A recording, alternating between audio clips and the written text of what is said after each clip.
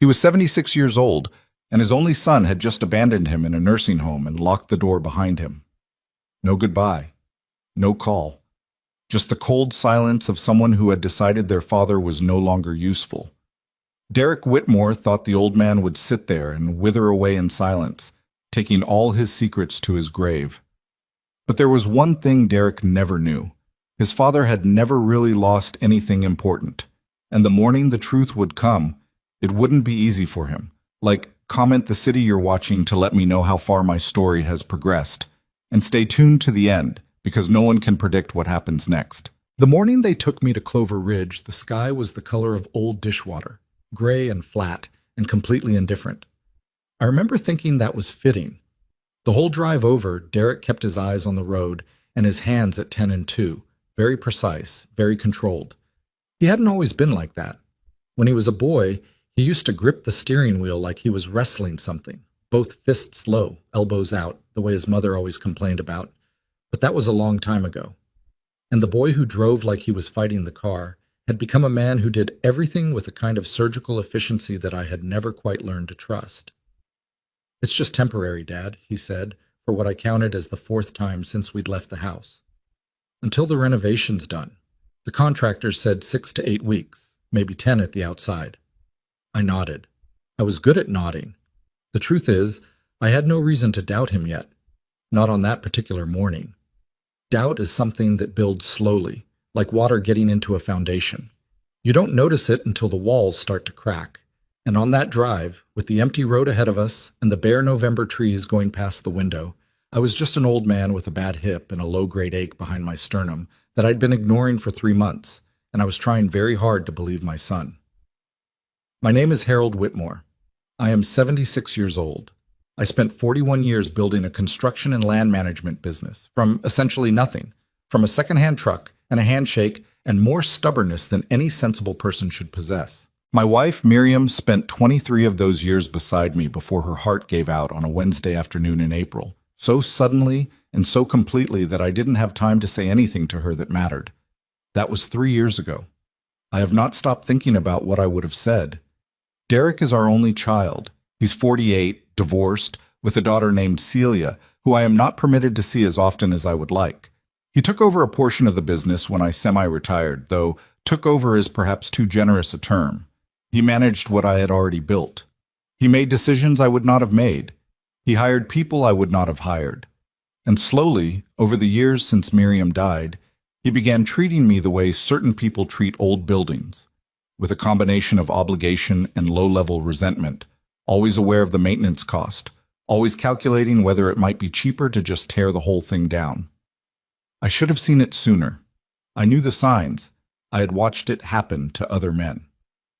Clover Ridge Memory and Assisted Living Center sat at the end of a long private road off Route 9, behind a stand of white pines that were very beautiful in summer and very grim in November. The building itself was a long, low structure of beige brick and aluminum-framed windows, the kind of place designed to look cheerful from the brochure photographs and feel institutional the moment you walked through the front door.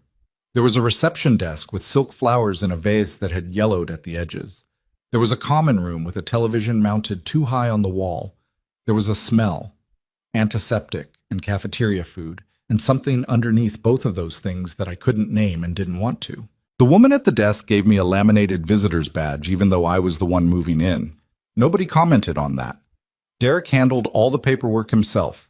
He had a folder, very organized, with labeled tabs. He spoke to the admissions coordinator, a young woman named Patricia with reading glasses on a beaded chain, in the pleasant, slightly rushed tone of a man who has many more important things to do today. He signed documents. He handed over insurance information. He asked about the meal schedule and the physical therapy options, and whether the Wi-Fi reached the East Wing, and then he walked me to room 114 and set my suitcase on the bed, and looked around the room with a kind of satisfied neutrality, like a man who has completed a task on his to-do list. "It's not bad," he said. "The room's bigger than I expected." "It's fine," I said. He stayed for 22 minutes. I know because I watched the clock on the nightstand.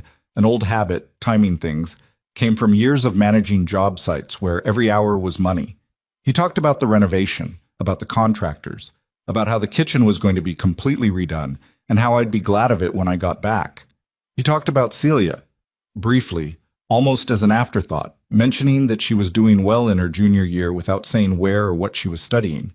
And then he said he had a meeting he couldn't move and he'd call me that evening, and he hugged me in the stiff, effortful way he'd hugged me for the last decade, and he left. I sat on the edge of the bed for a long time after that. The mattress was firm in the way that institutional mattresses are firm, unyielding rather than supportive, the difference being significant if you're the one lying on it. The window looked out onto a small courtyard with a concrete path and two wrought iron benches. There was a bird feeder on a pole, empty. Someone had hung a wind chime near the door to the courtyard, and it made a small, lonely sound every few minutes. I had brought 3 boxes of things from home, books, mostly, some photographs. Miriam's reading lamp, because I couldn't sleep without that particular light. A coffee maker, because I had been making my own coffee for 50 years, and I was not prepared to surrender that to a cafeteria schedule. The boxes were stacked in the corner, and I looked at them and thought about how small a life could become when you started fitting it into boxes. Derek didn't call that evening. Hush. He didn't call the following evening either. I told myself he was busy. I had always told myself Derek was busy. It was a story I had been telling for years, comfortable in its simplicity, requiring no examination. On the 3rd day, I called him. It rang 4 times and went to voicemail, his standard outgoing message, businesslike and impersonal. I left a message saying I was fine, that the room was fine, that I had a few questions about the renovation timeline whenever he had a moment. I kept my voice easy and unremarkable. I had long practice at that. He texted back 2 hours later. Everything's good. Talk soon. Talk soon. I stared at those 2 words for a while. Then I put the phone face down on the nightstand and went to look out my window at the empty courtyard. It was during that first week that I began to understand the difference between being placed somewhere and being abandoned somewhere. It is a difference of intention, and intention is not always immediately visible. Derek had placed me here. I had believed that, but small things began to accumulate the way small things do, the way water gets into a foundation. A nurse named Bridget, a solid, no-nonsense woman from somewhere in the Ohio River Valley, I gathered from her accent, mentioned casually one morning that my son had spoken with the director about long-term care planning. She said it the way people say things when they don't realize the information is new to the person they're talking to. She caught herself almost immediately, pivoted to something about my medication schedule, but I had already heard it, long-term care planning, not 6 to 8 weeks, not renovation, long-term. I lay in bed that night and felt something shift inside my chest. Not grief exactly, and not anger, not yet. It was more like the feeling you get when you realize you've been reading a map upside down, and you have to recalculate where you actually are. Everything you thought you knew about your location was wrong. You have to start over from a different point. I thought about the house. It was a farmhouse on 11 acres off County Road 7, the land I had bought when Derek was 9 years old, the house I had expanded and repaired and improved over 35 years, where Miriam had planted her garden and where Derek had grown up and where I had planned, without ever quite stating it plainly, to remain until I could no longer be there safely. The property was worth something now. It had always been worth something. I had never thought of it in those terms because to me it was never an asset. It was just home. I thought about the investment accounts, the land holdings in 3 counties, the business interests I had retained when Derek took over operations. All of it carefully managed, carefully protected, or so I had believed. And then I thought about the fact that my son had spoken to this nursing home's director about long-term care planning without mentioning it to me, and I started to understand the shape of what was happening. Tim. It was Margaret Chen who first made me feel like a person again instead of a problem. She was 81, a retired school teacher who had spent 34 years teaching 8th grade English in the Columbus City schools, and who had opinions about everything and was willing to share them without much prompting. She had a room 2 doors down from mine, a collection of houseplants that had somehow survived the transition from her condo with remarkable resilience and a laugh that could be heard clearly through at least 2 walls. She was also, I would come to learn, one of the sharpest readers of people I had ever encountered. She found me in the common room on a Thursday morning, attempting to read a paperback novel I'd brought from home, and failing completely because I kept reading the same paragraph over and over without absorbing any of it. She sat down across from me without being invited, helped herself to one of the coffee packets I'd brought from my room, and said, "You've got the look." "What look is that?" I said. "The freshly dropped look. Like someone set you down somewhere and walked away and you're still waiting for them to come back." She poured hot water from the carafe on the side table and stirred her coffee with a plastic stirrer. "My daughter did it to me 6 months ago. Different circumstances, same result." I closed the paperback. "I'm Harold. I know who you are. Bridget told me you were coming. She tries to warn me about the new arrivals so I don't scare them." She smiled, and it was a genuine smile, the kind that reaches the eyes. "I'm Margaret. I was a teacher for a long time, which means I have zero patience for nonsense, and I will tell you exactly what I think whether you want to hear it or not. Now, do you want to talk or do you want to sit here and pretend to read that book?" I put the book on the table. "Let's talk." That was how it started. Margaret had a gift for making things plain. She didn't dress up hard truths or soften them with euphemism. And after years of people speaking to me in the careful, slightly too loud tones people often use with the elderly, her directness was like stepping out of a low-ceilinged room into open air.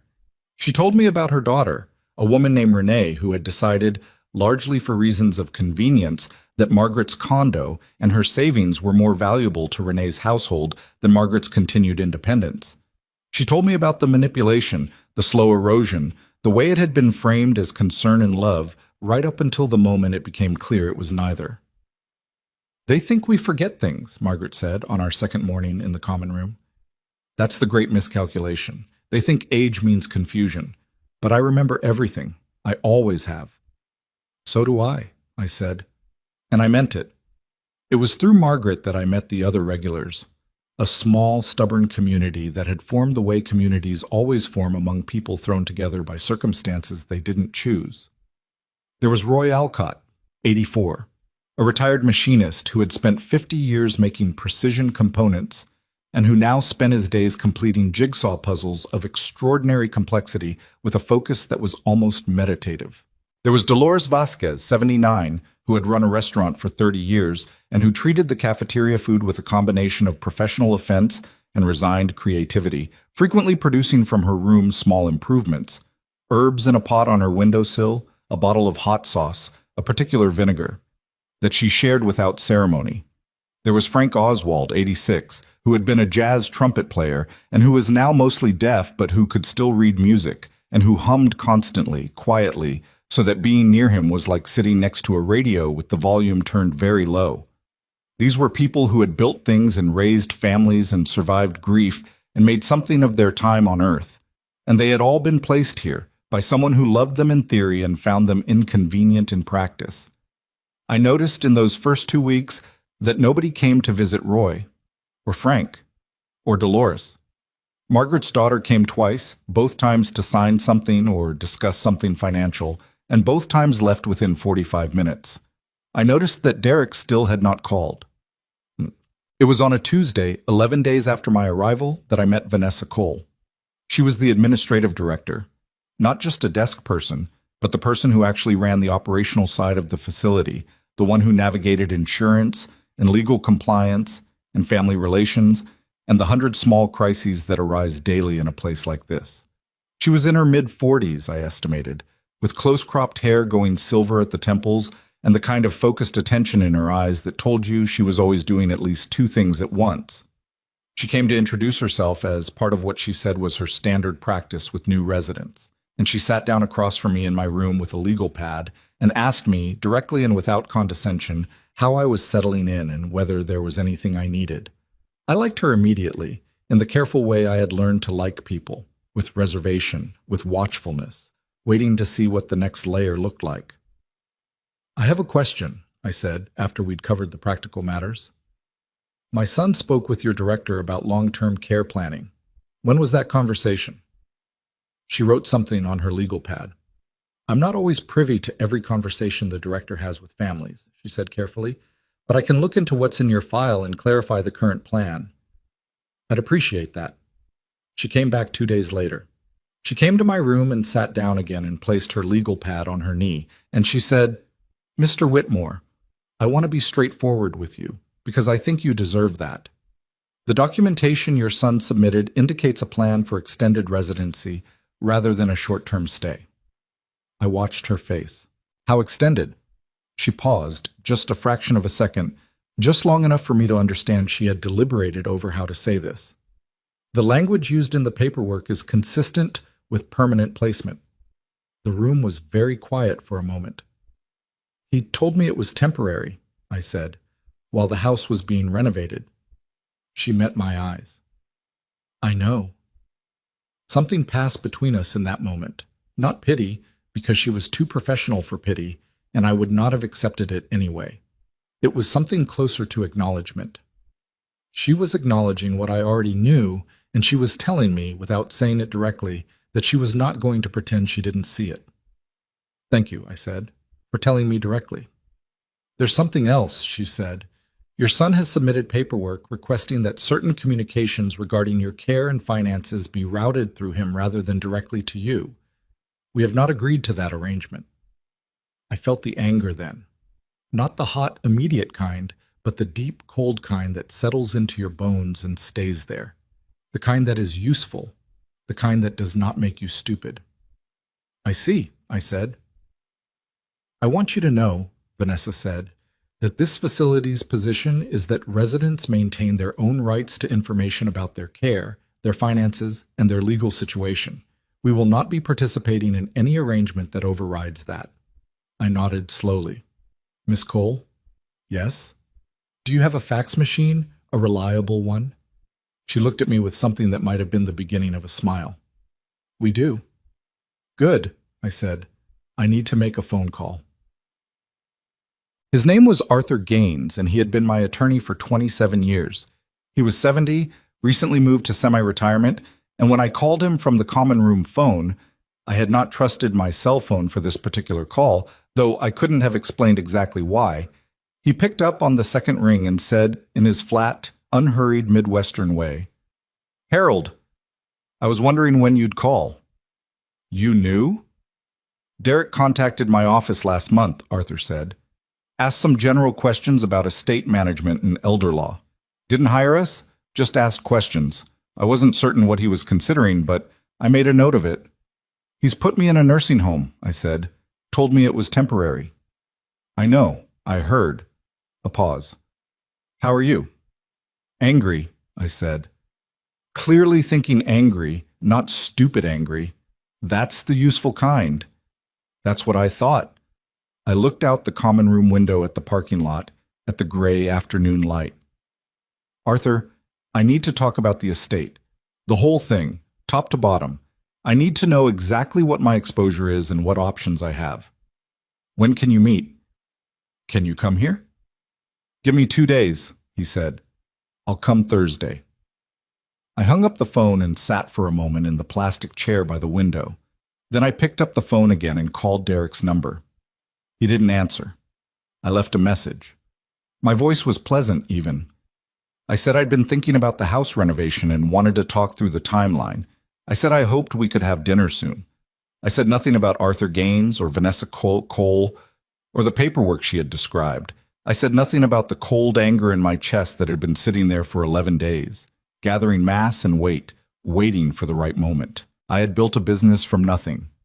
I knew how to wait. Arthur arrived on a Thursday at 1 in the afternoon, driving the same tan Buick he had driven for 15 years, which told me he had not changed much. He was a tall man, thinly built, with a careful precision in everything he did that I had always associated with the best legal minds. The same attention to detail that distinguishes the people who just know the law from the people who understand what it's actually for. Vanessa Cole offered us the use of a small conference room near the administrative offices. I had asked her the day before, and she had said yes without hesitation and without asking why, which told me she had drawn her own conclusions about what was happening. Arthur shook my hand, looked at me carefully, and sat down. He opened his briefcase and put a yellow legal pad on the table. Tell me everything, he said. So I did. I told him about the drive to Clover Ridge, the 22 minutes, the phone that went unanswered. I told him about what Bridget the nurse had mentioned about long-term care planning. I told him about the paperwork Vanessa had described. The routing of communications through Derek, the documentation of permanent placement. I told him about Derek calling his office. Arthur listened. He wrote occasional notes in his careful, small handwriting. He did not interrupt. When I finished, he looked down at his pad for a moment, then back up at me. Harold, he said, how much does Derek know about the estate? The actual current structure of it? Less than he thinks he does, I said. I've never given him a complete picture. He knows about the house. Yes. The business interests? He knows about the operating portion. He doesn't have a full picture of the investment accounts or the land holdings in Morrow and Franklin counties. Arthur wrote something. And the trust? I had set up a revocable living trust 12 years ago, when a friend of mine had died without one and his family had spent 3 years in probate court. Arthur had drafted it. We had reviewed and updated it twice since then. Derek knew the trust existed in a general way, the way children sometimes know about their parents' financial arrangements without knowing the specifics. He knows it exists, I said. He doesn't know what's in it. Then, Arthur said, I think it's time we put some very specific things into it. He set down his pen. Harold, what do you want the outcome to be here? Not what do you want to happen to Derek? What do you want for yourself? Nobody had asked me that in a long time. I sat with it for a moment. I want to be secure, I said. I want to know that what I've built doesn't just fall into the hands of someone who didn't earn it and won't protect it. I stopped because the next part was harder to say. I want to know that the people in this place, people like Margaret and Roy and Dolores, that they're not invisible. Because they're not. They've done things. They matter. Arthur looked at me steadily. Okay, he said. Then let's build something that can't be undone. We talked for 3 hours. When Arthur finally closed his briefcase and stood to leave, he paused at the door and said, Derek's going to push harder when he realizes you're not compliant. I know. He may try to contest your competency. Let him try, I said. I've been managing complex financial structures since he was in kindergarten. Arthur almost smiled. I'll need some time to finalize the documents. 2 weeks, maybe 3. I've got time, I said. I'm not going anywhere. He left. I sat for a while in the empty conference room, looking at the table, thinking about my wife's, about Miriam, who had always had a gift for seeing things clearly and saying them plainly and not being moved by the things that weren't worth being moved by. I thought about what she would say if she were here. She would say, Harold, you always take too long to get angry, and then you get angry at exactly the right moment. Don't waste this one. I did not intend to. 3 weeks passed. In those 3 weeks, Derek came once. He arrived on a Saturday afternoon unannounced, in a mood that he was working hard to present as casual, but which had the particular tension of a man who wants something and hasn't decided how to ask for it yet. He brought a paper bag from a deli I had never heard of, which contained a sandwich I didn't particularly want and 2 bottles of mineral water. And he sat across from me in my room and asked how I was doing in the tone of someone who already knows the answer isn't going to be a problem. I'm well, I said. How's the renovation coming? Making progress. He said it quickly.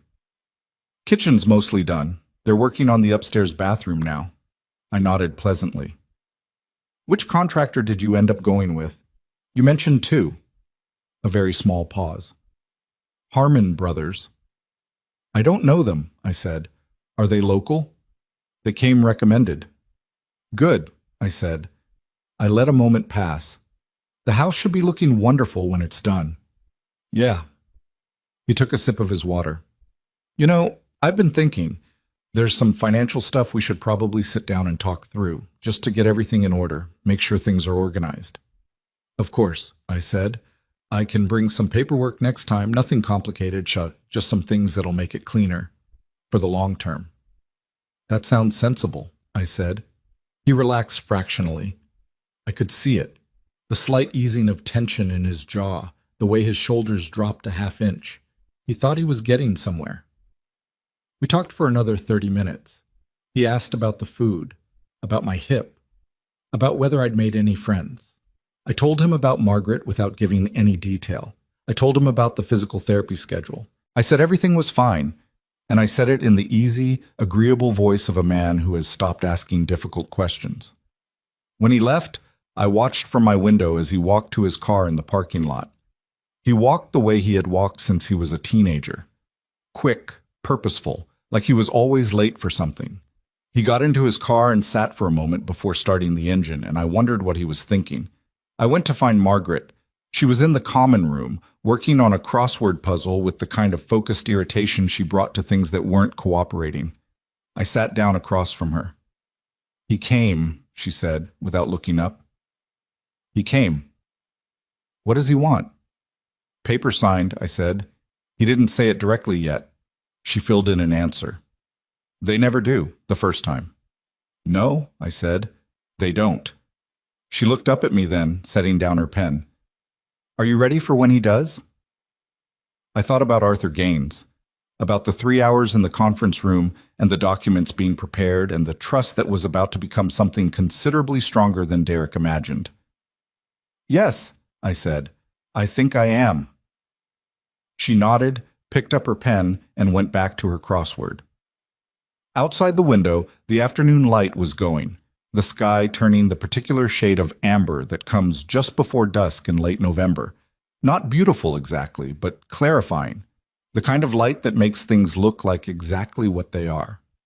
I sat there in the common room, surrounded by people my son would never bother to see, and I thought, he thinks this is over. He thinks placing me here was the end of something. He didn't understand yet that it was the beginning. Arthur called me on a Monday morning, 11 days after his visit, and said the documents were ready for my review. His voice had the particular quality it always had when he was satisfied with his own work. Not proud exactly, more like settled, the way a good carpenter looks at a joint that fits cleanly. He said he'd drive out Thursday again, same time, and I said fine. And we hung up, and I sat for a moment with the phone in my hand, feeling something I hadn't felt in weeks. Something that felt cautiously like ground beneath my feet. The days at Clover Ridge had developed their own rhythm by then, the way time always finds its shape eventually, whether you want it to or not.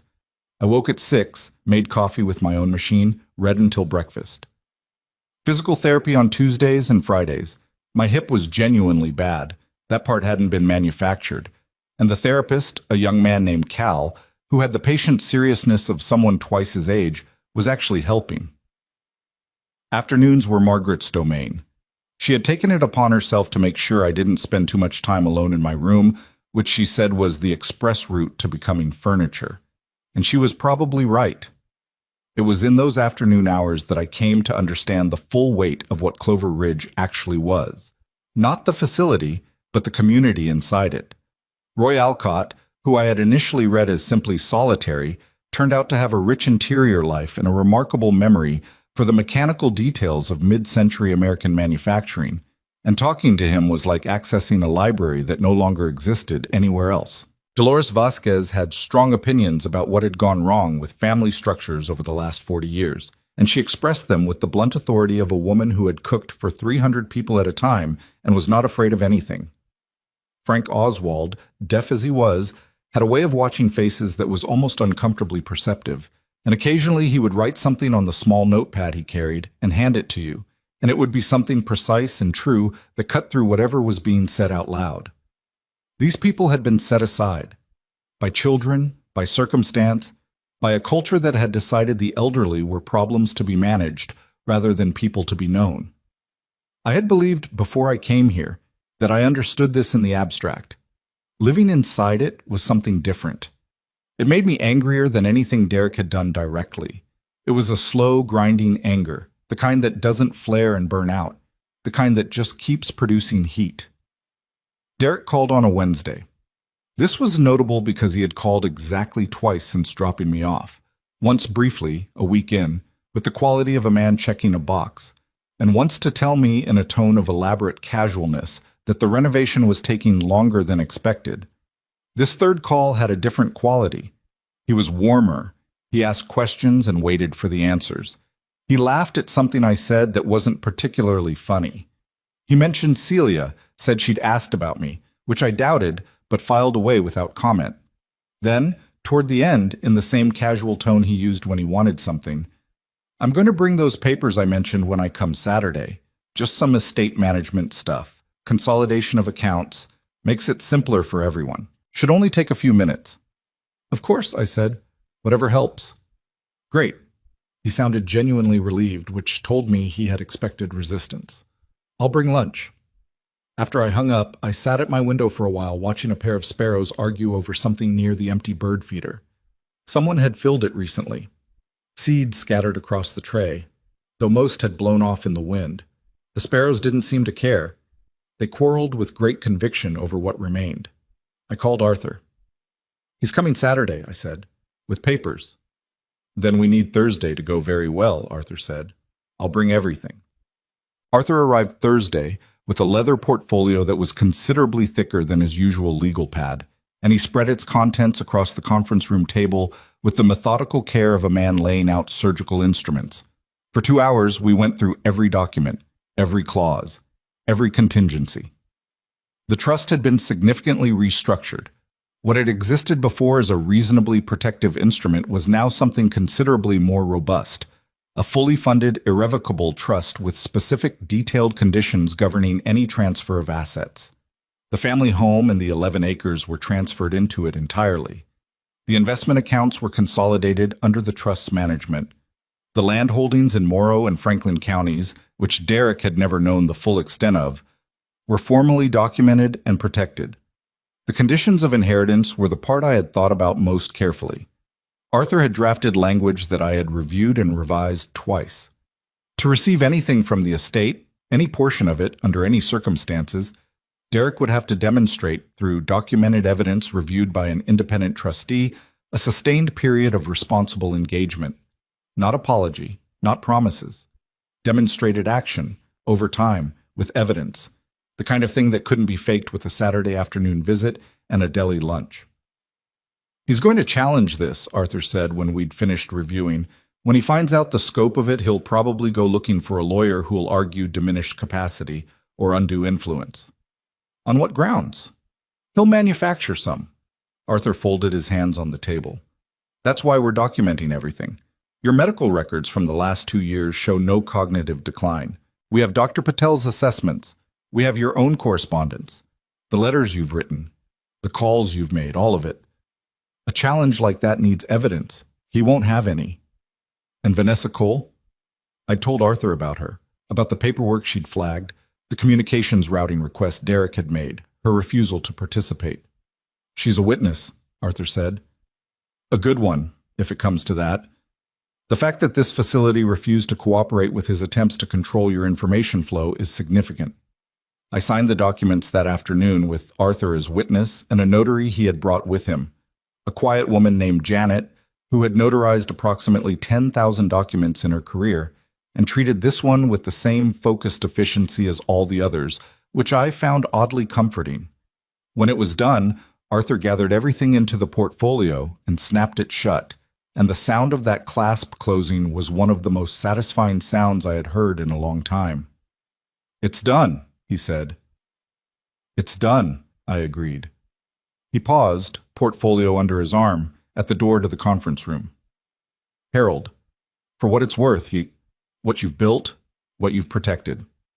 The provisions for the other residents, the caregiver scholarships, Miriam would have approved." I looked at the table for a moment. "I know," I said. "That's why I put them in."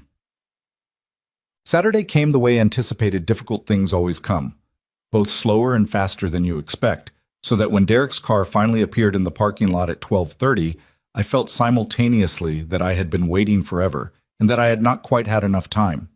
He was carrying a bag from a sandwich place and a manila folder that he held under his arm with the practiced ease of a man who carries folders into meetings and expects to leave them behind, signed.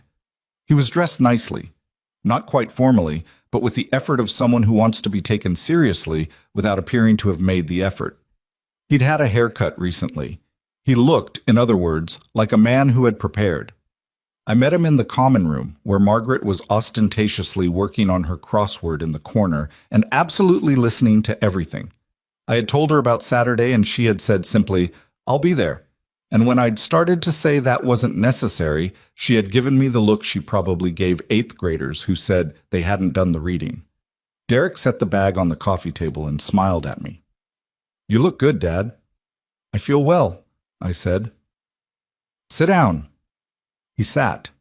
He opened the bag, produced two wrapped sandwiches, handed one across. He talked about the drive, about traffic on Route 9, about how they'd finally finished the upstairs bathroom. He was warm and present in a way that would have been convincing if I hadn't spent the last several weeks watching him not be any of those things. I ate my sandwich, I asked questions, I was pleasant. Then he picked up the manila folder and set it on his knee, with the air of someone transitioning to the next item on the agenda. So, he said, this stuff I mentioned, it's really straightforward.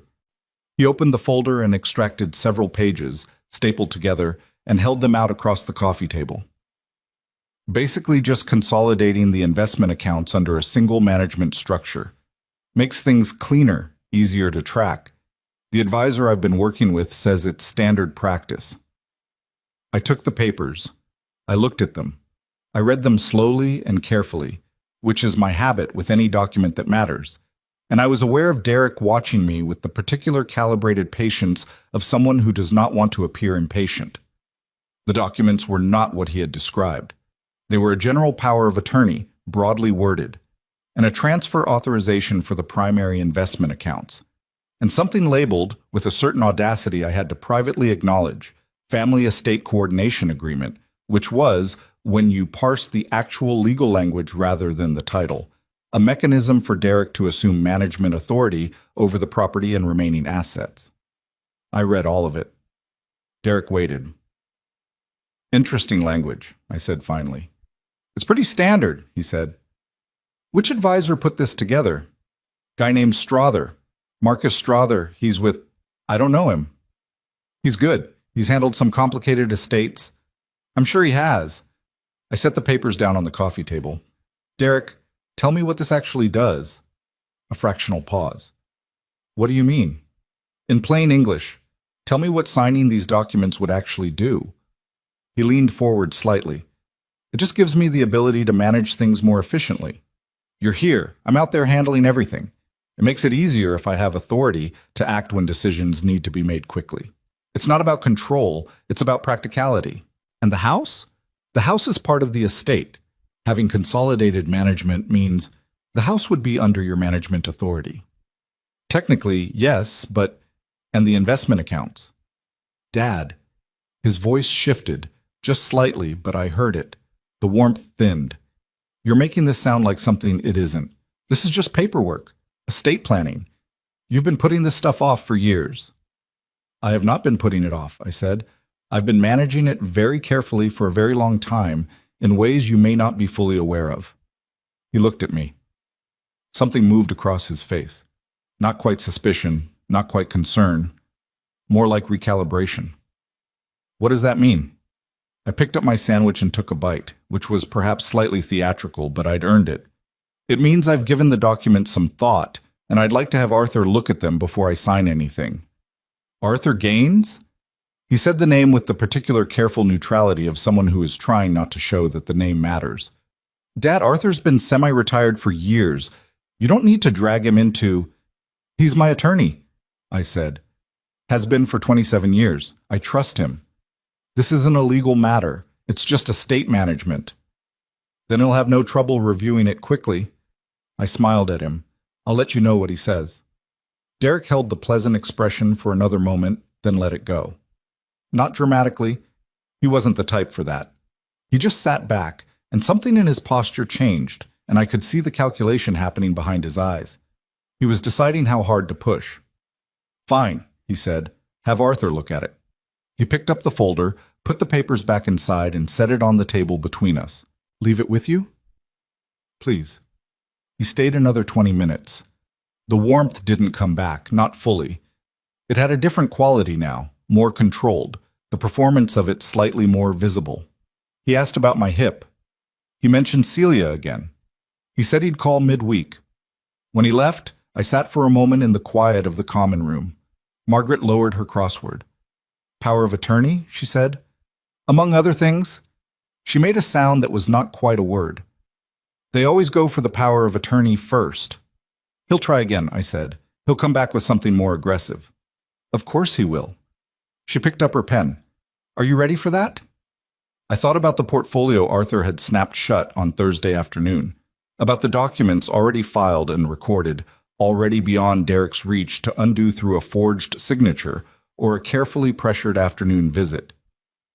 More than he knows, I said.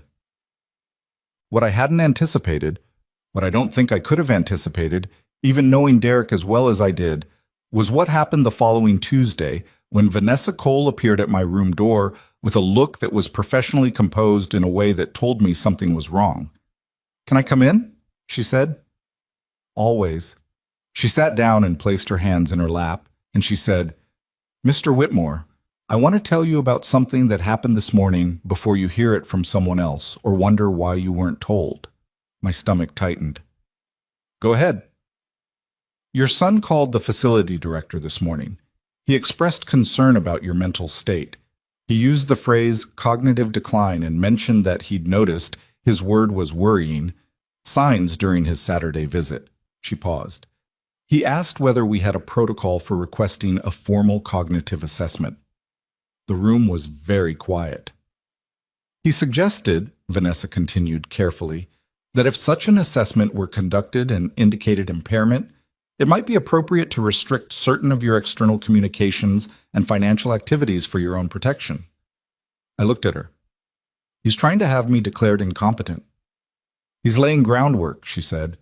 "Whether that's where it leads depends on a number of things." She met my eyes steadily. "I want you to know that we have seen no indication of any cognitive difficulty. Your interactions with staff, your communications, your engagement with the community here, none of it supports that characterization. I have documented my observations, and I will continue to do so." "Thank you," I said. My voice was even. I was working to keep it even.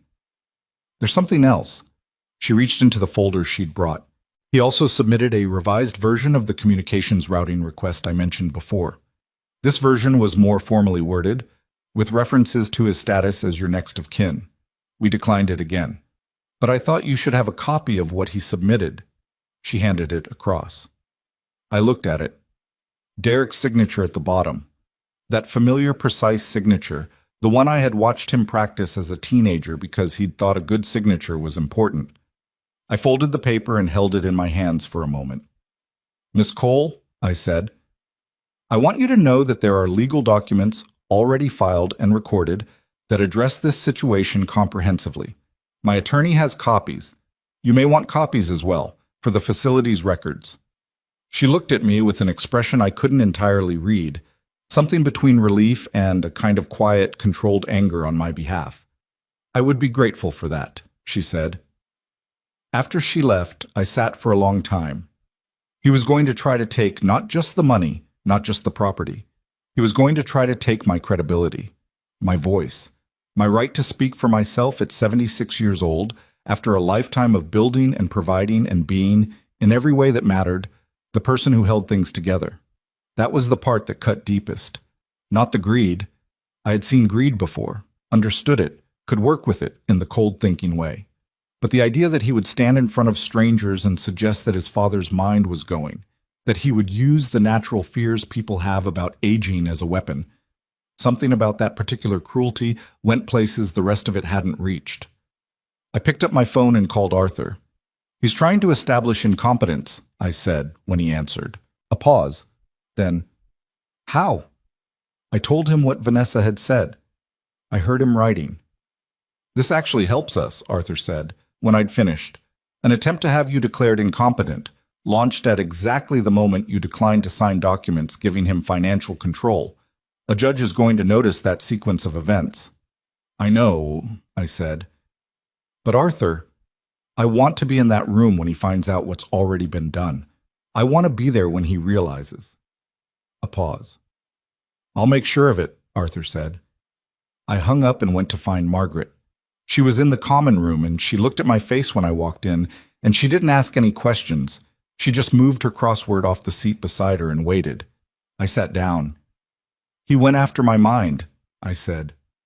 She was quiet for a moment. Then she said, in a voice that was quiet but had iron in it, "Then we make absolutely sure he doesn't have a leg to stand on."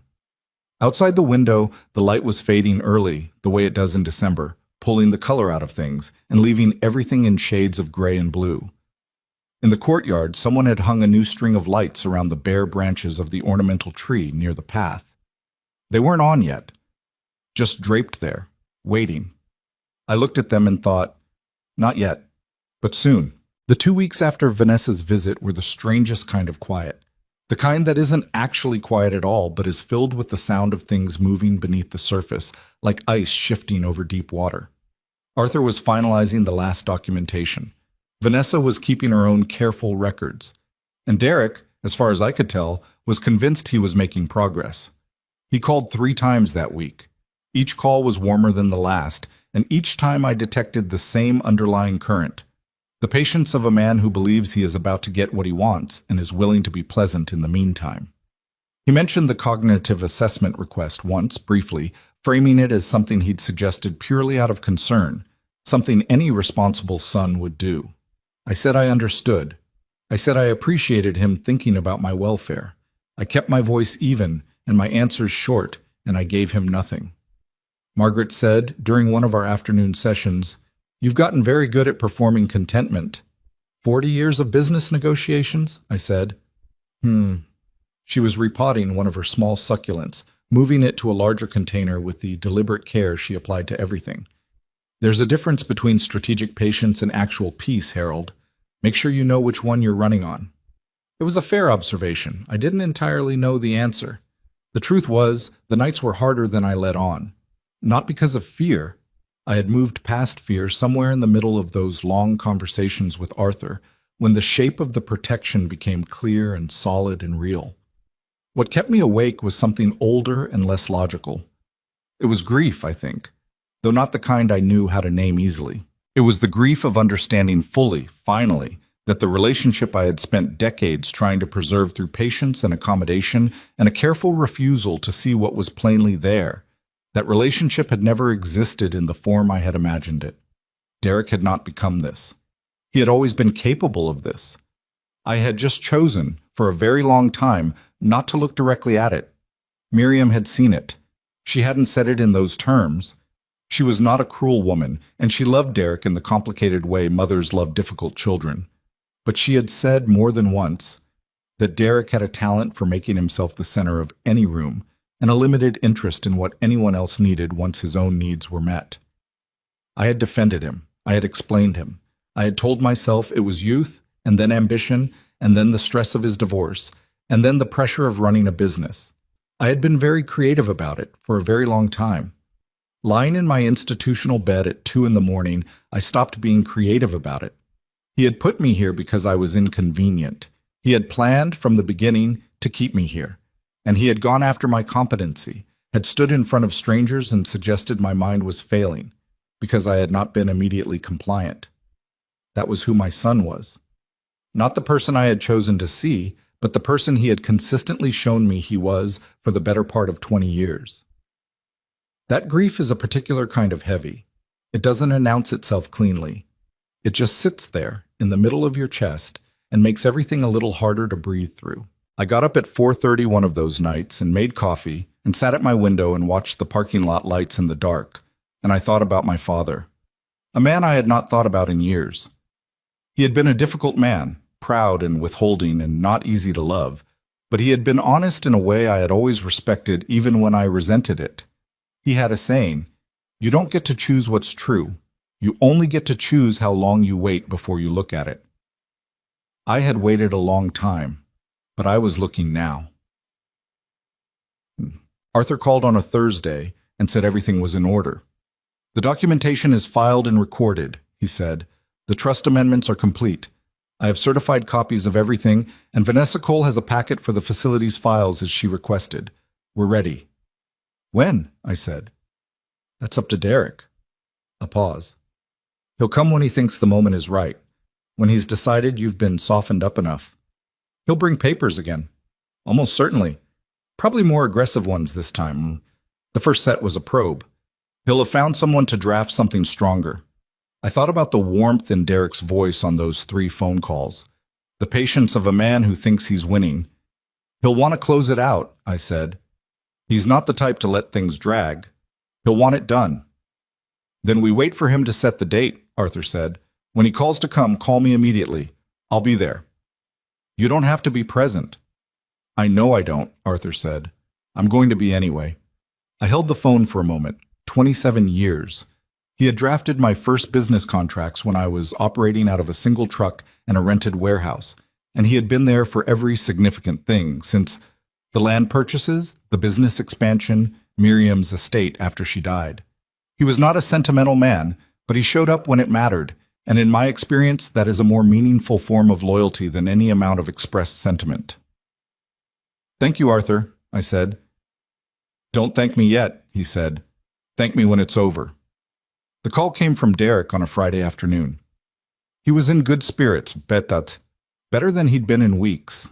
He said he'd been thinking, that he'd talked to his advisor again, that he had some revised paperwork that addressed the concerns I'd raised, and he thought I'd find it much more comfortable. He said he could come Monday. He said he'd bring lunch again. That place I'd liked. I hadn't told him I'd liked it, but I didn't correct this, and that it shouldn't take long. He said it like a man crossing something off a list, like the matter was already essentially resolved, and the Monday visit was just the formal completion of a foregone conclusion. Monday works fine, I said. I'll let the front desk know you're coming. Great. A beat. Dad, I want you to know all of this. It's because I care about making sure everything is handled right for both of us. I know, I said. After I hung up, I called Arthur. Then I went and found Margaret. She was in her room, sitting in the armchair by the window where she did most of her reading, and she looked up when I knocked on the open door, and she read my face the way she had been reading faces for 40 years. Monday, I said. She closed her book. Then we're ready. You don't need to be there, Margaret. Harold, she gave me the look. I have been waiting 6 weeks for Monday. I will absolutely be there. I started to say something else, and she held up one hand, and I stopped. Sit down, she said, and tell me how you're actually doing. So I sat down, and for the first time since any of this had started, I told her the truth. About the 4:30 mornings, about the grief that didn't have a clean name, about my father's saying, about the long work of finally looking at what I had known and refused to see for 20 years. She listened without interrupting, which was not her natural mode, and told me how seriously she was taking it. When I finished, she was quiet for a moment. You know what my 34 years of teaching 8th graders taught me? She said. What? That the ones who break your heart worst are always the ones you loved most and tried hardest for, and that trying harder to love someone who doesn't deserve it doesn't make them deserve it. It just costs you more. She looked out her window. You paid enough, Harold. You paid for a very long time. Monday isn't losing something. Monday is stopping the bleeding. I sat with that for a while. She was right. I knew she was right. But being right about something and feeling okay about it are two entirely different things. And I was not going to pretend otherwise, not to Margaret, who would have seen through it immediately. I know, I said. It still hurts. It's supposed to, she said. That's how you know it was real, even if it wasn't what you thought it was. Pansam. Monday arrived gray and cold, with a thin wind off the fields to the north that rattled the windows in the east corridor and made the common room feel, if anything, more institutional than usual. I was dressed by 7:30. I had coffee. I read for an hour without retaining any of it. At 10 o'clock, I called Arthur to confirm. I'm on my way, he said. I'll be there by 11:30. Derek said noon. I know. I'll be early. Arthur arrived at 11:25, came directly to my room, and set his portfolio on the desk. He looked the same as always, unhurried, precise, present. He reviewed a few points with me quickly, clarifying sequencing. He had spoken with Vanessa Cole the previous week, and she had agreed to have the facilities director available if needed. Not involved, not officiating, available. A witness to whatever the room required a witness for. At 11:50, I went to the common room. Margaret was already there, settled into a chair near the window with her crossword, which was absolutely a prop. Roy Alcott was present too, which surprised me. Margaret had apparently mentioned something to him because he had abandoned his jigsaw puzzle and was sitting near the bookshelves with the focused stillness of a man who has spent 50 years paying very close attention to how things fit together. At 12:08, Derek walked through the front door. He was carrying the deli bag again, and a briefcase this time. Not a folder, a briefcase, which told me something about the weight of what he'd brought. He was wearing a sport coat, which he hadn't worn on previous visits. He looked, I thought, like a man who had prepared himself for a closing argument. He came into the common room and saw me and smiled, and then he registered the room. Margaret at the window, Roy by the bookshelves. And the smile stayed, but something behind it shifted. "Hey, Dad." He put the bag on the coffee table. "Brought the good stuff this time." "I appreciate it," I said. "Sit down, Derek." He sat. He set the briefcase on the floor beside his feet, casually, as if he hadn't decided yet whether he needed it. We made small talk for a few minutes. The drive, the weather, how the renovation was progressing. He mentioned Celia again. He said she'd asked to come visit sometime, which I received without comment. He was doing the warmth very well. He had always been good at performance when the stakes were high enough to justify the effort. Then he said, "Should we find somewhere more private to go through the paperwork?" "We're fine here," I said. A barely perceptible hesitation. "It's financial stuff, Dad. Personal." "I know what it is," I said. "We're fine here?" He looked around the room, at Margaret, at Roy, with an expression that wanted to be casual and wasn't quite. Then he picked up the briefcase and set it on the coffee table and opened it. The documents were more elaborate than the first set. I could see that from where I was sitting, heavier paper, more pages, with the look of something that had been professionally produced rather than assembled. He extracted them and held them across the table. "I had Strother revise everything based on the concerns you raised," he said. "This is much cleaner. It separates the operational authority from the financial oversight, which I think is what you were worried about before." I didn't take the papers. Derek waited a moment, then set them on the table between us. "The power of attorney is limited," he continued. "Narrow scope only applies in specific circumstances. The account transfers are just a consolidation, moving everything under one management umbrella. Really should have been done years ago." I looked at the documents on the table. "And the house?" I said. "The house is included in the umbrella, but nothing changes about how it functions."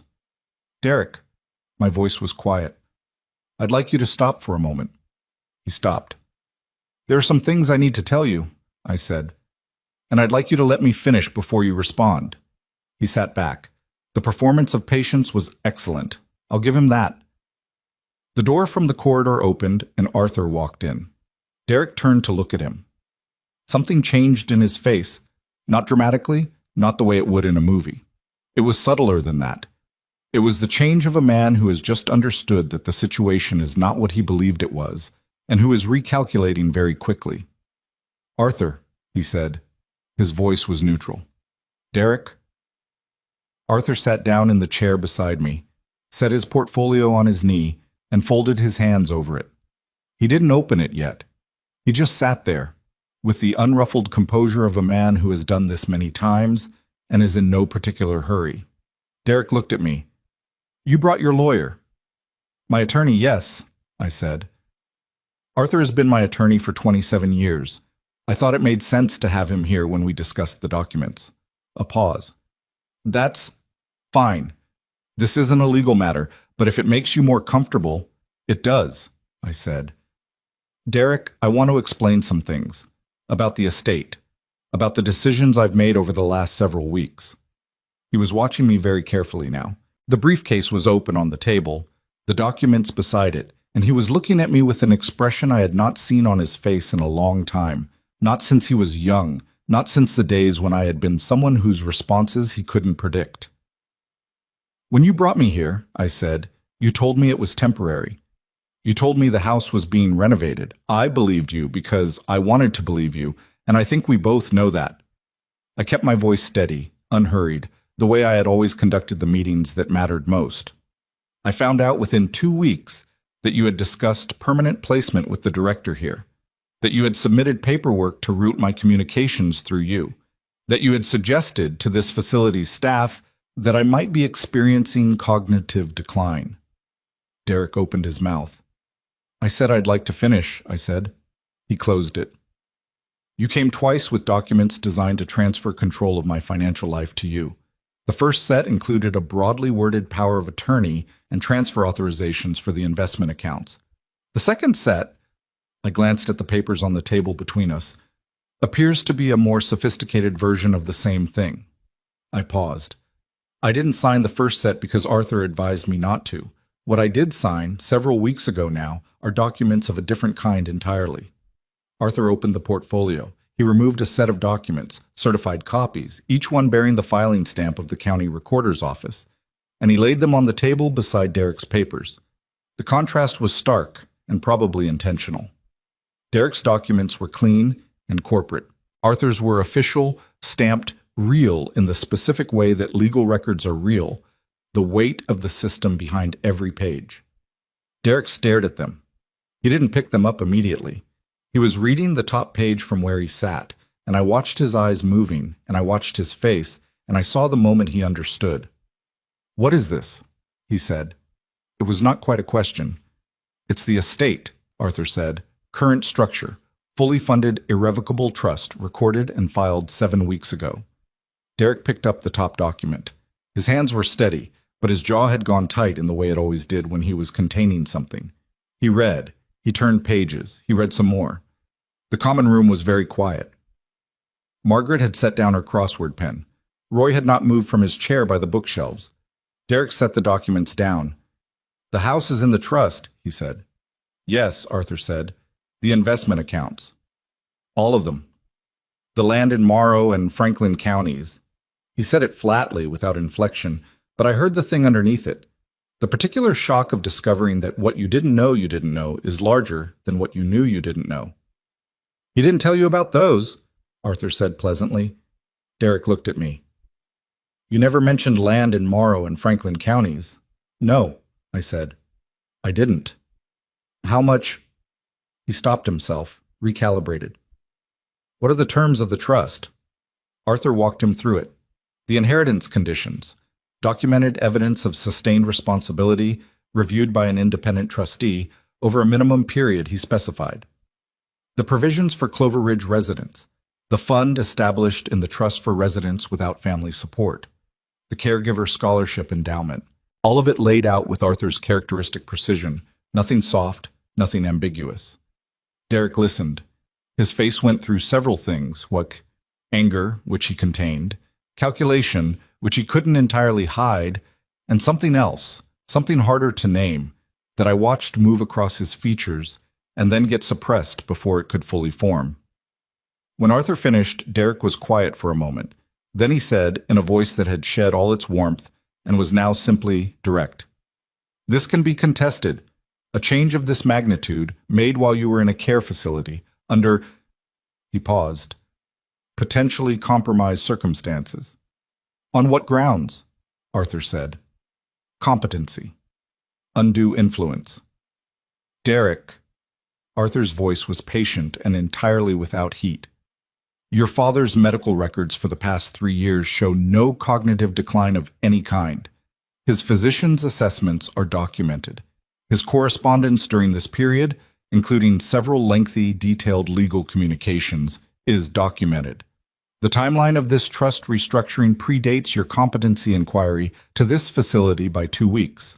And that inquiry," Arthur placed one more document on the table, "is itself documented, along with the specific circumstances that prompted it, including your presentation of power of attorney documents the same day." Derek stared at the document. "A judge," Arthur continued, "is going to look at a man who placed his father in a care facility on false pretenses. Attempted twice to obtain financial control through documentation, the father declined to sign, and then filed a competency inquiry when the father didn't comply. And that judge is going to have questions, very specific questions, that you will need very good answers for." The room was still. Derek sat back. He looked at his documents on the table, the ones he had brought, the ones he had paid someone to prepare, the ones he had carried in from the parking lot with the confidence of a man who had already won.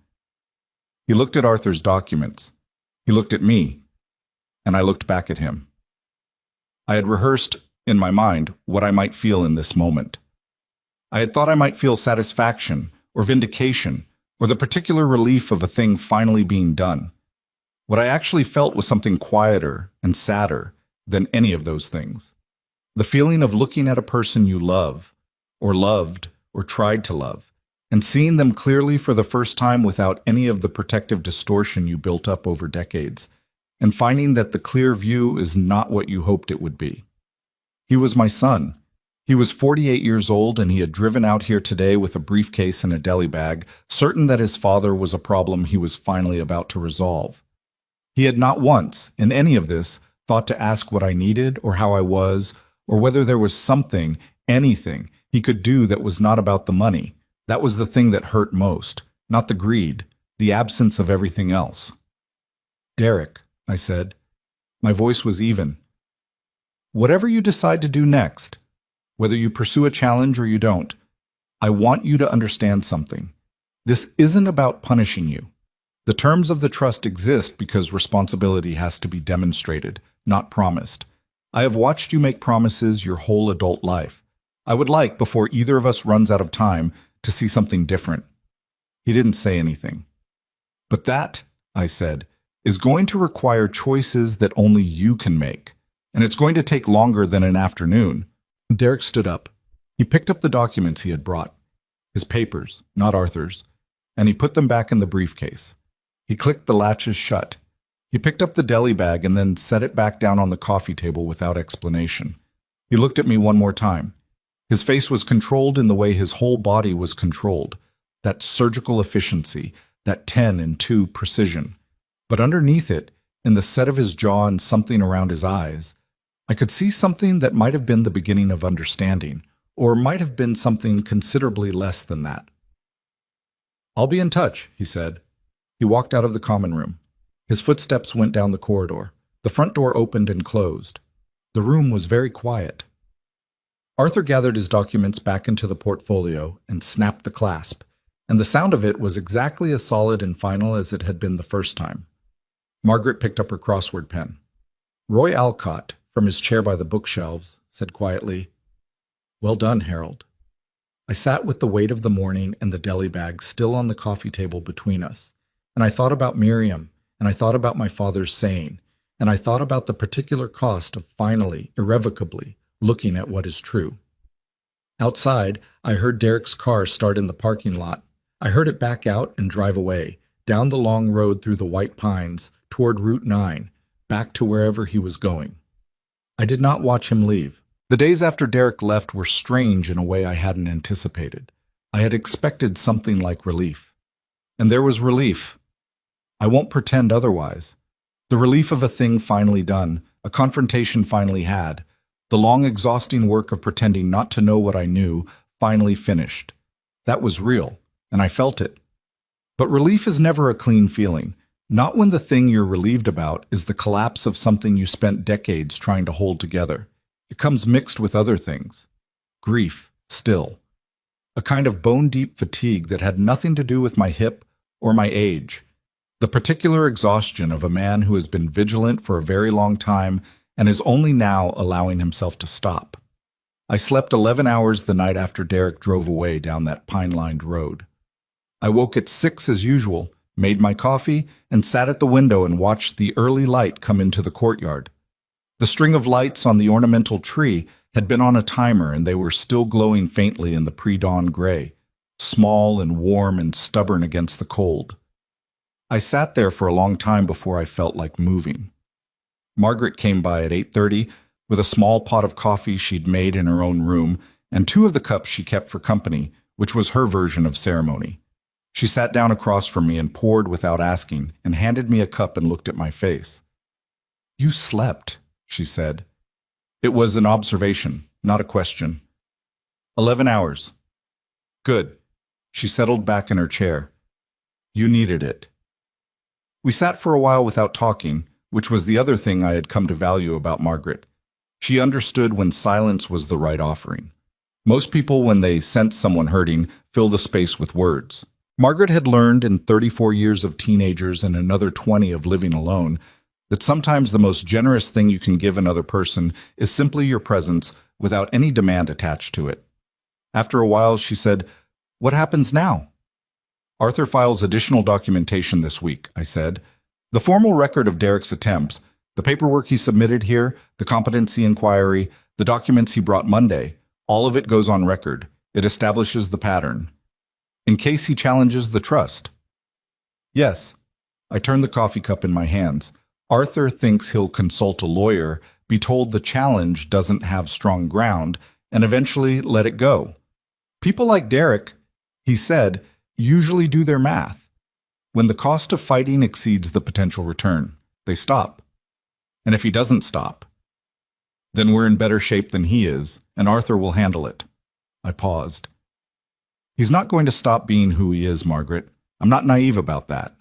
But he's going to stop being able to do anything about me." She nodded slowly. "Is that enough?" It was the right question, and not an easy one. I thought about it honestly, the way she deserved. "For now," I said, "it has to be." What I did not expect, what caught me genuinely off guard, in a way the confrontation with Derek had not, was the response from Clover Ridge's director. His name was Gerald Hartman, and I had not had much direct interaction with him until that week. He was a careful man in his late 50s, the kind of administrator who managed by policy and procedure, and who had, I suspected, navigated more than his share of difficult family situations in his career. He asked to meet with me on a Wednesday morning, formally, in the same conference room where Arthur and I had prepared the documents. He sat across from me with a folder of his own. Not legal paperwork, just notes. And he said, "Mr. Whitmore, I want to speak with you directly about what's been happening over the past several weeks, and I want to apologize on behalf of this facility." I looked at him. "Your son's initial placement documentation misrepresented the circumstances of your admission," he said. "We should have verified more thoroughly before accepting his characterization of the situation. We did not. Miss Cole identified the discrepancies and flagged them, but that should have happened earlier in the process, and I take responsibility for that." I sat with this for a moment. I had not expected an apology, and I wasn't entirely sure what to do with it. "I appreciate you saying that," I said finally. "There's more," Hartman continued. "The competency inquiry your son filed. I want you to know we provided no information, no cooperation, and no endorsement of that inquiry. Miss Cole documented that clearly. But I also want to say, plainly, that I reviewed the inquiry paperwork when it came in, and my first response should have been to contact you directly. Instead, I placed it in your file without immediately informing you. That was wrong." "Yes," I said. "It was." He didn't flinch at that. I respected him for it. "Going forward, if you choose to remain at this facility, I want to put in writing the specific protections that apply to your residency.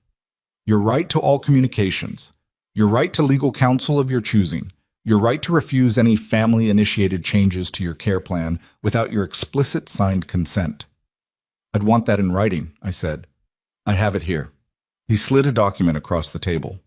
"This is specific to your case, and it's also prompting us to revise our general admissions policies to make these protections standard for every resident. What happened to you? The way it was set up, the way the paperwork was framed, we don't want it to be possible for that to happen again." I read the document. It was straightforward and clear, without the kind of language that sounds protective until you read the actual clauses. I signed it. When I looked up, Hartman said, "Miss Cole asked me to tell you she'd like to speak with you when you have time. I think she wanted to say something herself." "Send her in," I said, "if she's available." He left, and a few minutes later, Vanessa Cole came in and sat down where Hartman had been sitting, and she looked at me with the same focused directness she had brought to every interaction since that first conversation in my room.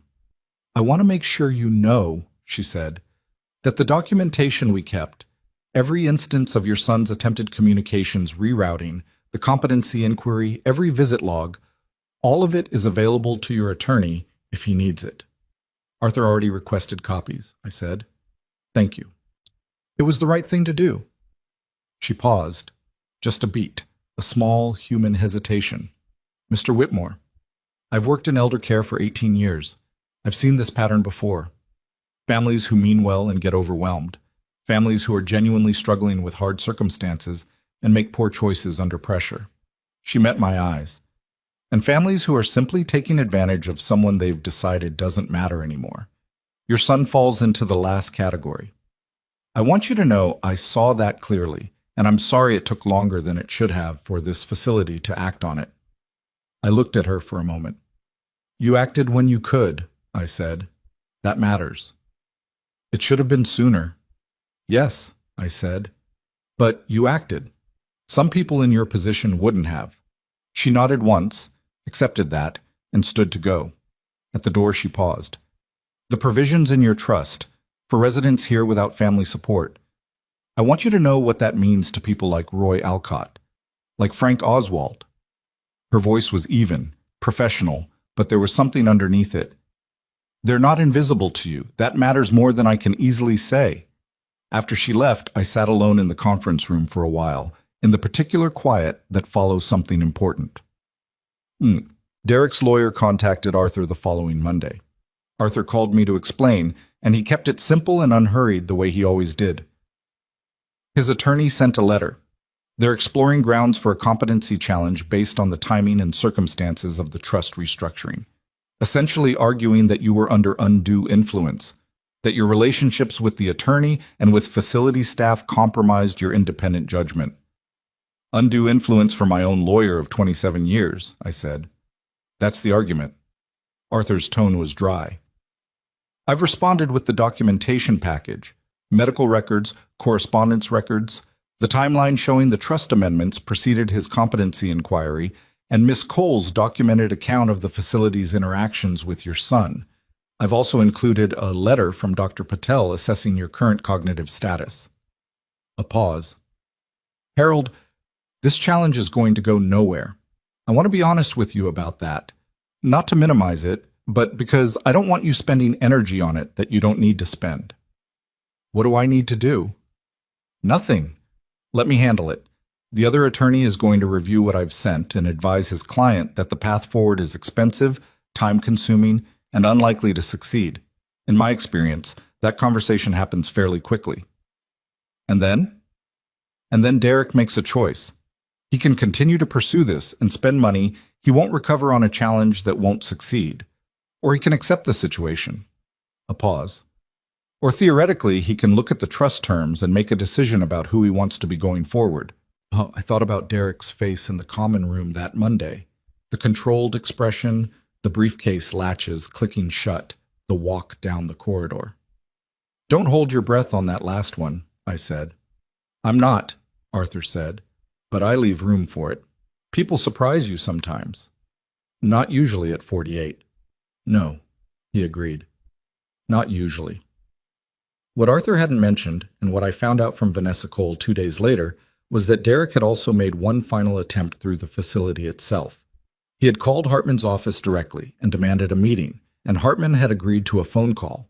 In that call, Derek had apparently argued that the trust provisions funding resident support and caregiver scholarships were evidence of my diminished judgment, that no person in full command of their faculties would direct estate resources toward strangers rather than family.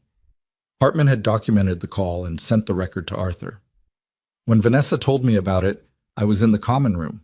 Roy was at his puzzle. Margaret was reading. Dolores was conducting a spirited, low-volume argument with the afternoon cafeteria offerings. Frank Oswald was in his chair near the window, humming something that drifted at the edges of recognition, some old standard I couldn't quite place. I looked at these people, these strangers who had become, in 8 weeks, something I did not have an easy word for. And I thought about Derek's argument, that caring for them was evidence of diminished judgment, that the trust provisions were proof of incompetence. The anger came back then. Not the cold, useful kind I'd been carrying since November, something hotter and more honest. I had spent 41 years building something. I had done it by understanding that a business, a real one, a lasting one, is not just the money it generates. It's the relationships it sustains, the people it supports, the obligations it creates and meets. Every contractor who ever worked honestly for me. Every supplier who delivered on time because they knew I would too. Every employee who stayed because the workplace treated them like a person. That's what I had built. not a pile of money. A network of kept promises. And my son had looked at the extension of that philosophy to the people sitting in this room with me and decided it was the behavior of a man losing his mind. "Roy," I said. He looked up from his puzzle. He was working on something with about 3,000 pieces, a topographical map of some mountain range, and he had the serene focus he always brought to it. "Did you know your care here is going to be funded through a trust provision? Yours and Frank's and Dolores's and several others." He looked at me steadily. "Vanessa mentioned it. I wanted you to hear it from me." He was quiet for a moment, in the way he was quiet, not uncomfortable, just considering. "Harold," he said, "I built precision components for 40 years. Tolerances measured in thousandths of an inch. You know what I learned from that?" "What?" "That the things that matter most are usually the smallest ones, the ones people think don't count." He looked back at his puzzle. "Thank you." It was a short conversation. Roy was not a long conversation person, but it settled something in me that I hadn't known needed settling.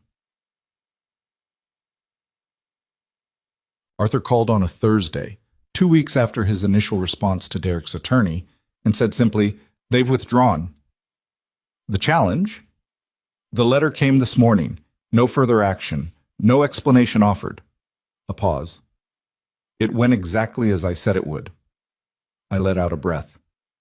"Okay." "There's one more thing," Arthur said. Derek's attorney sent a separate personal note. Off the record, not binding. He said his client wanted to convey that he may reach out to you directly at some point. That he's... The word used was processing. He wasn't specific about what. I sat with that. "Do you want my advice?" Arthur said. "Yes." "Let him process. Don't reach out first. Don't close the door, but don't hold it open either. If he comes to you with something real, something that isn't about the money, something that looks like actual accountability, receive it like an adult. But don't go looking for it, and don't accept a performance of it." "I know the difference," I said. "You've always known the difference," Arthur said. "You just chose not to use it for a long time." That was the most direct thing he had ever said to me about Derek, and I let it land without deflecting. "Arthur," I said, "what do I do now?" "What do you want to do?" I thought about Hartman's offer, the revised residency agreement, the clear protections. I thought about the senior community I had asked Vanessa about 3 weeks ago, a place called Birchwood off Route 14, which had independent living cottages and its own small garden plots and a community room that was apparently used for things other than watching television at maximum volume. "I want to leave," I said. "Not from anger. I want to choose where I live. I want to be somewhere I walked into on my own terms." "Then do that," Arthur said. "The trust covers everything. You can be wherever you want to be." "I know." I paused. "I'm going to talk to Margaret first." He almost laughed. "Of course you are." I found her in the common room, where else, with her crossword and her coffee and her absolute radar for knowing when someone needed to be spoken with, honestly. "I'm leaving Clover Ridge," I said. She set down her pen. "When?" "A few weeks. There's a place called Birchwood, independent living, garden plots." "Garden plots," she repeated. Something crossed her face. Not quite envy, not quite wistfulness. Something more complicated than either. "That sounds right for you." "Come with me," I said. She looked at me. "I mean it," I said. "The trust covers residential costs for people here who don't have other resources. That includes you, if you want. Birchwood has availability. I already asked." She was quiet for longer than I expected. Margaret was not usually quiet. The silence stretched out between us, and in it I could see her turning something over. Pride, probably, and the particular difficulty of accepting generosity without feeling diminished by it. "It wouldn't be charity," I said. Margaret, you've been the reason I got through this with anything intact. You and Roy and Dolores and Frank. You've been more family than I've had in years. That's not nothing. That's not charity." She picked up her pen, set it down again. "Garden plots," she said. "Yes. I kept a garden for 30 years, she said. before my daughter decided my condo was worth more than my independence. I know, I said. Another silence. Then, quietly, let me think about it. Take all the time you need, I said. I left her there with her crossword and her thinking and went back to my room and stood at my window, looking out at the courtyard. The ornamental tree still had its string of lights. They were off in the daylight, invisible, waiting for evening. Someone had refilled the bird feeder, properly this time, full to the tray. 3 sparrows were there, and they were not arguing. They were just eating side by side in the thin January light. I watched them for a while. There was still grief in my chest. I don't want to suggest it had gone, or that the resolution of the legal situation had resolved the other things. The years of misread loyalty, the long cost of willful blindness, the specific pain of a son who had looked at his father and seen only an obstacle. Those things do not resolve cleanly or quickly. They sit with you and you learn, over time, to carry them differently. But underneath the grief, something else was there now. Something that felt like the ground beneath my feet. The same feeling I'd had when Arthur said the documents were ready. Solid, real, mine. I had built things my whole life. I knew how to start again from a solid foundation. I just hadn't known, until recently, that 76 was not too late to lay one. Margaret said yes on a Saturday morning. She came to my room before breakfast, knocked twice the way she always did, and walked in without waiting for an answer, which was also her way. She was carrying her coffee cup, and she sat down in the chair across from mine and looked at me with the expression of a woman who has made a decision and is not interested in revisiting the process that led to it. "Birchwood," she said. "Yes." I didn't make a production of it. She wouldn't have wanted that. "I'll let Arthur know to handle the arrangements." "I'll need help moving my plants," she said. "The large ones. The movers always damage the large ones. I'll move them myself." She looked at me. "Your hip." "My hip is considerably better than it was 2 months ago. Cal has done excellent work." I picked up my coffee. "I'll move your plants, Margaret." She nodded once, satisfied, and drank her coffee, and that was that. What happened over the following 3 weeks was not dramatic, not in the way the preceding months had been. It was the quieter kind of difficult. The work of dismantling one arrangement and building another, which is always harder than it looks and never goes as smoothly as you plan. The move itself took 2 days. Arthur had handled the logistics of the Birchwood agreement, and the trust covered everything cleanly, and the transition went, not perfectly, because nothing does, but well enough. Birchwood was off Route 14, set back from the road behind a long drive lined with birch trees that were, in late January, bare and white and stark against the gray sky. The independent living cottages were small, genuinely small, not the fake small of places that call things cozy when they mean cramped, but they were separate structures, with their own entrances and their own small porches, and critically their own thermostats. After 2 months of institutional climate control, having my own thermostat felt like a form of sovereignty. The garden plots were behind the main community building. They were dormant in January, covered in a thin layer of mulch, waiting for spring. Margaret walked out to look at them the first afternoon, in her coat with her hands in her pockets, and stood there for a long time without saying anything. I stood beside her and didn't say anything either. "Tomatoes," she finally said. "What?" "I'm going to grow tomatoes, and basil, and probably more herbs than I can actually use." She turned and walked back toward the building. "Come inside, Harold. It's cold." Roy Alcott arrived 2 weeks after us, with his jigsaw puzzles in 8 carefully labeled boxes and the same quiet self-containment he brought to everything. Dolores Vasquez came a week after that, and within 48 hours had identified every deficiency in the community kitchen and had a list of proposed improvements that she presented to the facility coordinator with the focused authority of a woman who had run a restaurant for 3 decades and was not interested in amateur hour. Frank Oswald took a little longer to arrange. His situation was more complicated, his deafness requiring specific accommodations. But by the end of February, he was there, in a cottage near the community room, with his notepad and his constant low humming, and the place felt more complete for it. I hadn't planned to bring all of them. It had grown organically, the way real things grow, one conversation leading to another, one person's situation becoming clear, one more arrangement handled through the trust. I will not pretend it was purely altruistic. These people had kept me sane through the worst of it. They had treated me like a person when my own son had decided I was a problem. The least I could do was make sure they had somewhere decent to be. But there was something else in it too, something I found harder to articulate but truer. I had spent my whole career building things that lasted. Structures, systems, organizations that would still be functional after the specific person who created them was gone. And it seemed to me, in those winter months at Birchwood, that a life ought to work the same way.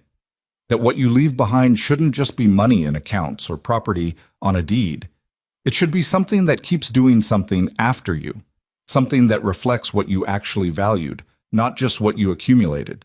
The Caregiver Scholarship Fund distributed its first awards in March to 3 people enrolled in elder care certification programs at 2 different community colleges. Arthur sent me the paperwork to review and sign. I signed it at my kitchen table in the cottage. My kitchen, my table, my pen, with the thin March light coming through the window over the sink, and the small satisfaction of that moment is one I will not try to oversell. It was just a man signing papers at a table, but it was the right man, at the right table, signing the right papers. Sometimes that's enough. Derek called in late February. I had half expected it and half not. Arthur had said people surprise you sometimes, and I had said not usually at 48, and I still believed that. But the call came on a Tuesday evening while I was making dinner, nothing elaborate, soup from a can and bread I'd bought at a bakery in town. And I looked at his name on the screen, and I held the phone for 3 full rings before I answered. Dad.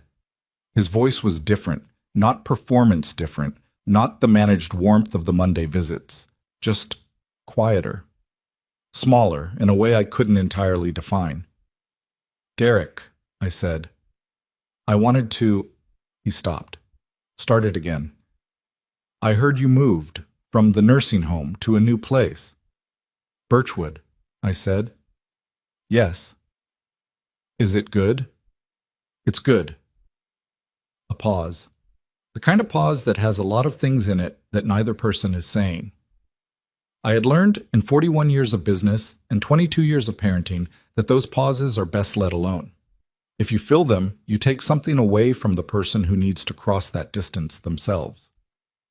I had a conversation with my lawyer, Derek said finally. After everything, I had a long conversation. Okay, I said. She told me she was pretty direct about it. She said the challenge wasn't going to work and that she wasn't going to keep billing me for something that was going to fail. He paused. She also said some other things, about the situation generally, about how it looked. I imagine it looked as it was, I said. Yeah. Another pause. Dad, I'm not calling to make a big speech. I know what I did. I know how I set it up, what I told you about the house. I know. His voice was flat, without the usual finish of managed confidence. I don't expect you to. I'm not asking for anything. I just wanted to say that I know. I set down the spoon I'd been using to stir the soup. I stood in my kitchen in the February dark, and I thought about what I wanted to say to my son, this man I had known since before he was born, this person I had tried so hard and so long to love correctly. I hear you, I said. That's it? What else do you want me to say, Derek? A silence. I don't know. Knowing is a start, I said. But it's only a start. You know what the trust conditions require. They're not there to punish you. They're there because knowing something and actually changing because of it are different things, and I've spent a lot of years confusing the two. The conditions they're a long road. Yes, I said. They are. I don't know either, I said. That's honest. Neither of us knows. But the conditions exist because they can be met if you decide to meet them. That's the whole point of them. I paused. Derek, I'm 76 years old. I'm not interested in spending whatever time I have left waiting for an apology to become something real. If you decide to do the work, actual work, over actual time, then we'll see what that looks like. But I can't do it for you, and I won't pretend to believe you before you've shown me anything. He was quiet for a long time. Okay, he said. Not agreement exactly, more like a man accepting the terms of something he isn't sure he can manage. "How is Celia?" I said. "She's good. She's really good, actually. Junior year's been hard, but she's handling it." A pause, and then something shifted in his voice, something that was genuinely his, not performed, the way fathers sound when they talk about their children. "She asks about you. She really does." "Tell her she can call me," I said. "Directly. Anytime." "Yeah," he said. "Okay." We talked for a few more minutes. Nothing significant. Weather, his drive to work, a project at the business that had hit complications. Small things. The kind of conversation that is mostly about staying on the line rather than about what's being said. When we hung up, I stood in my kitchen for a moment and then finished making my soup and sat at my table and ate it, and I thought about my son. I did not feel the relief I might have expected. I did not feel that things were resolved between us or that the call had repaired something, because it hadn't. One phone call doesn't repair what years of deliberate disregard have built. I knew that. What I felt was something more modest and more honest. A small, careful opening. Not a door. A crack of light under a door, the kind that tells you there might be something on the other side worth eventually finding out about. Maybe. Maybe not. I had stopped betting on Derek, but I had not stopped being willing to see. Spring came slowly that year, the way it sometimes does in Ohio. Tentative and easily interrupted, warm one week and raw the next, as if the season couldn't quite commit. But by April, the birch trees along the drive had leaves on them, small and bright and very green, and the garden plots were being turned and planted by a small and opinionated collective of residents who had, collectively, about 200 years of gardening experience and not a single point of agreement about the right way to stake tomatoes. Margaret had claimed the largest plot and was running it with the organizational efficiency she'd brought to 34 years of classroom management. She had a system. She had a schedule. She had opinions about companion planting that she was not shy about sharing with anyone who came within conversational range. I had a smaller plot, adjacent to hers, which I had decided to plant mostly with things Miriam had liked. Zucchini, which she had grown every year in quantities that exceeded any household's reasonable needs. Dill, which she had used in everything.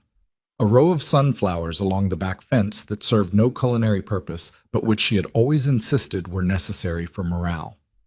I was out there on a Saturday morning in mid-April, kneeling on a foam pad that Cal had recommended for my hip and working the soil with a hand cultivator, when I heard footsteps behind me and looked up. A young woman was standing at the edge of the plot, in jeans and a light jacket, with Miriam's eyes and Derek's jaw and her own particular quality of contained energy that I recognized as entirely her own. Celia. She was 21 years old. She was taller than I remembered, or I had simply not seen her in long enough that memory had compressed her somehow. She had her mother's way of standing, weight on one hip, arms crossed, not defensively, but just as a resting position. "Grandpa Harold," she said. I got up slowly, which took longer than it used to and was somewhat less dignified than I would have chosen, and she came forward and put her arms around me before I was quite fully upright, which helped with the balance more than she knew. "You came," I said. "Dad told me where you were." She pulled back and looked at me. "He said I should call first, and I should have, but I was in the area, and I just—" She stopped. "Is it okay that I just came?" "It's more than okay," I said. "Celia, it's more than okay." We walked. The Birchwood grounds had a path that circled the property. Not long, maybe 20 minutes at an easy pace. And we walked it slowly, and she talked. She talked about her junior year and the academic pressure and her roommate situation and a professor she found difficult and a project she was proud of. She talked with the mixture of grievance and enthusiasm that people in their early 20s talk with, where everything is happening at maximum volume and everything matters intensely, and I listened to all of it with genuine interest because she was interesting. Genuinely, not just because she was family. And then after a while the easier topics ran out, and she looked at the path ahead of us and said, "I didn't know what he was doing, what Dad was doing. I want you to know that." "I know," I said. "When I found out—" She stopped. "He told me it was a care situation, that you needed support and the home was the right place, and you were settled there and comfortable. I believed him. Her jaw tightened. I should have called you directly. I should have done that right away, and I didn't, and I'm sorry. I looked at her. She was 21 years old, and she was carrying something that wasn't hers to carry, and I wasn't going to let her carry it if I could help it. Celia, I said, you were being told something by your father. You had no reason at that point to disbelieve him. What you could have done differently? Maybe. But I'm not interested in building a case against you. You're here. That's what I care about. He's trying, she said quietly. I don't know if you know that or if it means anything, but something shifted. After everything came out, he's been different. She paused. Not completely. He's still, you know how he is, but there are things he's doing differently. Actual things. Not just saying it. I thought about the phone call, the flatness in his voice, the absence of performance. I know what I did. I'm watching, I said. That's all I can tell you. I'm willing to watch. She nodded. We walked a little further in silence, and then she said, Can I come back? Just to visit? I don't want anything. I just want to know you. I had to stop walking for a moment. 21 years old, Miriam's eyes, and she wanted to know her grandfather, this old man who had spent the last several months being legally disputed over and medically questioned and systematically underestimated, and she was standing on a path in April light and asking if she could simply come back. Yes, I said. Celia, yes.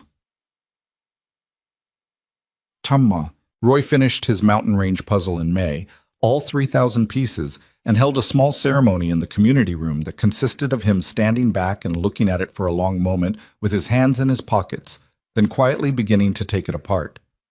When Margaret asked him why he wasn't going to frame it, he said, without looking up, "What's the point of a puzzle you've already solved?"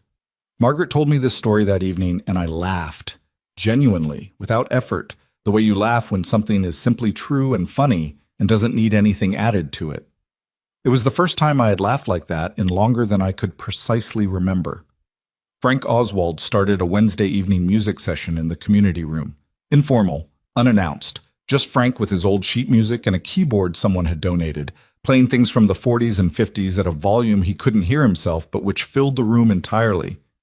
People came. Not because they were organized into it, not because there was a schedule posted, but because the music moved down the corridors and under the doors, and you followed it the way you follow a smell from a kitchen when you didn't know you were hungry. Dolores negotiated with the facility kitchen and won. I don't know the details of the negotiation because she didn't share them, but the food improved measurably in April, and she started supplementing Tuesday dinners with things she made herself in the community kitchen, and nobody complained, and the Tuesday dinners became a thing people showed up for. These were small things. I want to be clear about that. They were not grand resolutions or triumphant conclusions. They were just the ordinary texture of people living their lives with a reasonable amount of dignity and enough comfort and the company of other people who saw them clearly. That is not a small thing, it turns out. That is, in fact, everything. I am 76 years old. I have a bad hip and a cottage with its own thermostat and a garden plot with Miriam's zucchini in it. I have a granddaughter who drives out on alternating weekends and talks at me for 2 hours about her life, and I listen to every word of it. I have Margaret next door and Roy with his puzzles and Frank with his music. I have Arthur, who calls every few weeks with no particular agenda, just to talk, which I think is his version of checking in without acknowledging that he's checking in. I have Vanessa Cole's documented records and Gerald Hartman's written protections, and the knowledge that what I built will keep doing something after I am gone.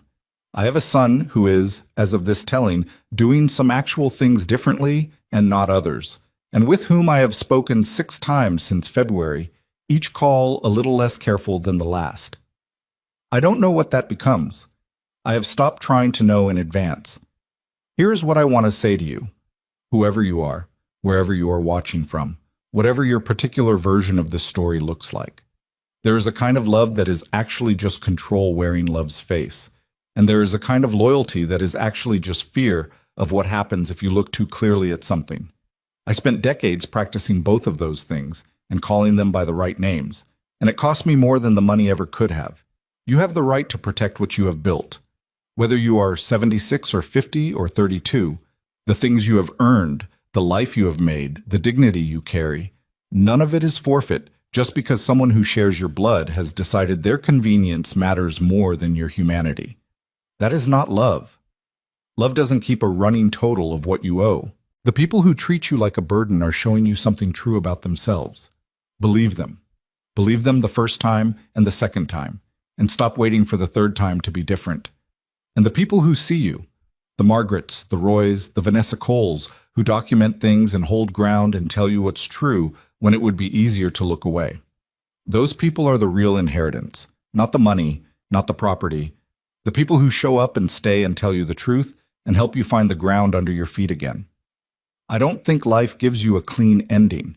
I don't think the grief goes away, or the complicated love simplifies itself, or the people who hurt you suddenly become different people because enough time has passed. That is not how any of this works, and I am too old to pretend it is. But I think you can find, even late, even after a long time of not looking, the place where you actually belong. I think you can stop performing contentment and start building something that deserves the name. I think you can look at what is true, finally, and not be destroyed by it. I looked at it. I am still here. I have tomatoes coming in the garden, and a granddaughter who wants to know me, and a string of lights somewhere that come on at dusk. And on most days, that is enough to feel like more than enough. My name is Harold Whitmore. I am 76 years old. I was abandoned in a nursing home by my only son, and I did not disappear. I did not fade. I did not sign the papers. I built something that could not be undone. And then I went home. Not the home I came from, but the one I chose. And there is a difference between those two things that I wish I had understood 40 years sooner. But I understand it now. And now, it turns out, is not nothing. Now is where I am, and I intend to stay.